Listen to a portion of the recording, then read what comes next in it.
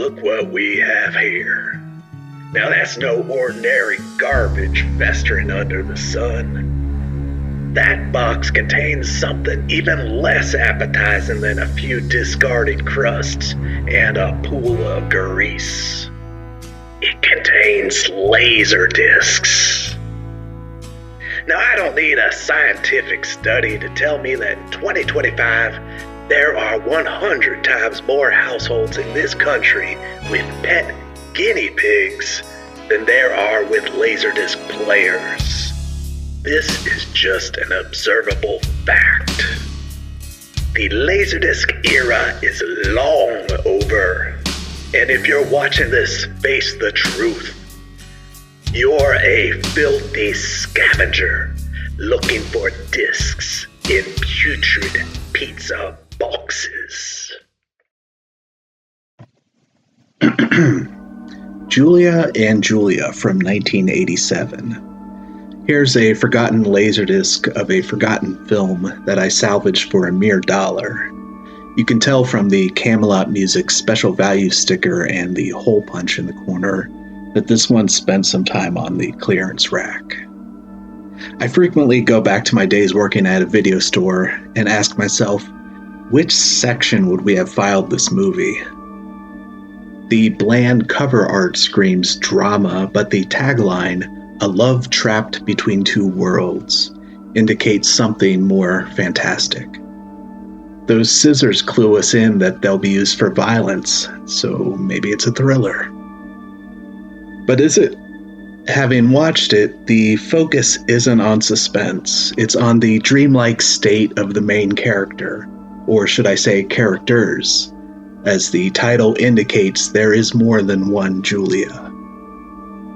I would file this under metaphysical thriller if such a category existed.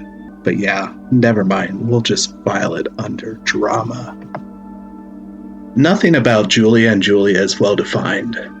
It's like a novel where the writer never uses periods, just ellipses.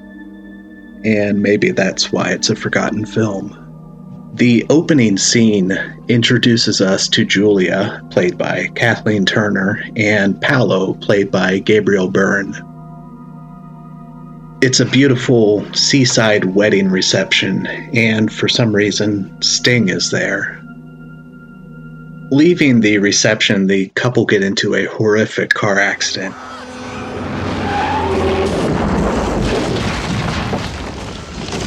It then cuts to 6 years later, and we learn that Paolo died that day. Julia is living like a zombie, working a dead-end job at a travel agency, and dating a man she has no interest in. Julia still dwells on that stillborn marriage. She maintains possession of the home that she and Paolo were to live in, and she visits Paolo's father, clearly suffering from Alzheimer's. He speaks of Paolo as if he were still alive. Then one night, Julia has a sort of breakdown driving her car. This massive fog from these power washers envelops her, and when she emerges from the other side of the tunnel, things have changed. Julia has been dropped into a different timeline where the car accident never happened, and she is living with Paolo and her son. But this is not a fairy tale. Things are not right. Julia feels dissociated from this perfect life with her husband, who works at this nightmarish industrial site, and her son is instinctively repelled by his strange mother. You're not my mommy. Marco. Julia falls into a torrid affair with a mysterious photographer. There's Sting again. And this is where the movie drifts into the macabre. It's like Carnival of Souls for the 1980s. And this is a distinctly 1980s product. Produced by RAI, that is RAI, the public radio television broadcaster of Italy, Julia and Julia was, and here I'm hesitant because calling anything a first is tricky, but some say this is the first feature film shot in HD video. It was shot on the Sony HDC 300, a 3-tube high-definition camera that was part of their high-definition video system, or HDVS. That system also goes by the name Muse, which should be familiar to LaserDisc people. This is the main reason to watch this movie. It has a very unique look because that technology is in the hands of master cinematographer Giuseppe Rotuno, most famous for his work with Fellini and Visconti. Rotuno's work here is perfectly in line with the story. It's carefully composed, moodily lit, and with minimal movement. And when the camera does move, it's with slow deliberation. This was released theatrically in the US. After all, it does star Kathleen Turner and Sting, who were both at the height of their fame. But contemporaneous reviews were generally unfavorable. This movie deserves a new audience. The unusual video aesthetic, the synth score by Maurice Jarre, the alienated feeling that Kathleen Turner's performance conjures, it all adds up to a hypnotic experience, a vibe, if you will. I think this would play well today.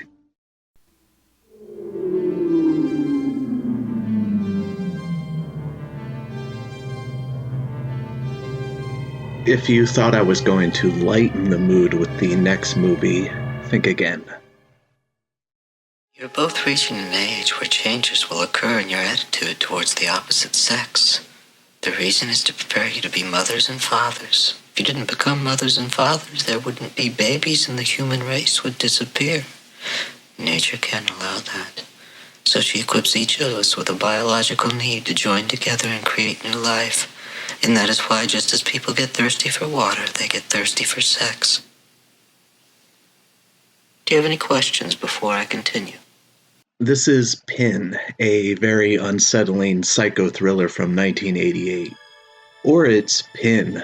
That's what the title card says, but for the video release, including this image LaserDisc, it's Pin, a Plastic Nightmare. This is a Canadian film, a bitterly cold Canadian film, directed by former family practitioner Sandor Stern. It's from a novel by Andrew Niederman. Now, I haven't read the novel, but it's worth noting that Niederman became B.C. Andrews' ghostwriter after her death. And from the little I know about V.C. Andrews' work, the guy who created Pin seems like a good match. I'm not going to over-explain this movie, I'll just give the roughest of outlines. The film centers around a household headed by Terry O'Quinn, the stepfather himself. It's a very strict and orderly household, antiseptic even. O'Quinn runs a family practice where he uses a life-size anatomical dummy named Pin, short for Pinocchio, that he ventriloquizes. This little routine of his makes an outsized impression on his son Leon. With his tiny, unwavering voice, Pin becomes Leon's most trusted companion. Pin becomes an infallible father figure. To Leon, Pin is real. David Hewlett as Leon gives a great performance here. One moment he's smiling, quiet, and charming. The next, brooding and distant. It's a tightrope walk of a performance, making this monstrous person worthy of our sympathy. But somehow Leon becomes a frail, sensitive creature unjustly burdened by a crushing mental illness. It's a performance that aspires to the level of Anthony Perkins in Psycho, a monster in the shape of a nice guy.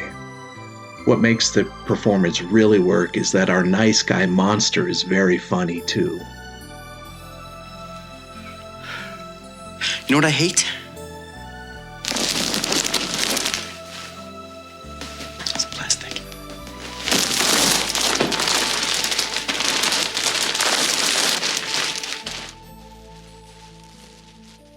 If you can find a copy of Pin, give it a watch. It was released on DVD by Anchor Bay a couple decades ago now. But even if you have that release, the LaserDisc is still worth owning. I actually prefer the 4:3 full-frame image over the widescreen version. That extra breathing room on the top and bottom feels more balanced to me. The widescreen matting, while it does reveal more info left and right, tends to cut off the top of people's heads. Pin was not released theatrically in the US, so perhaps anticipating that fate, it was filmed with the video market in mind. But regardless of what version you can get a hold of, just watch Pin. It's an underrated horror movie. Well, there you have it. 2 LaserDiscs straight out of Bedlam. That's all for now, and I will see you on the other side.